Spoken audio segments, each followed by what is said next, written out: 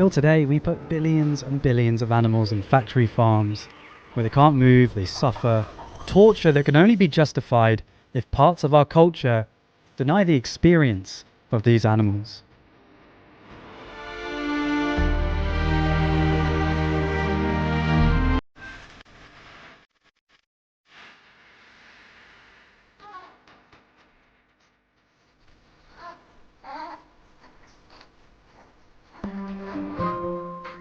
I'm reading this and it's almost too much for me to handle. Even in the 1970s, newborn babies were operated on without anaesthetic.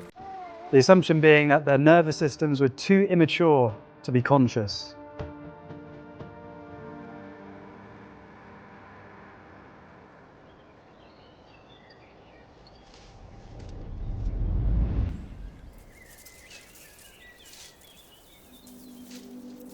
Humans are not only unique for rational thought, but also irrational thought.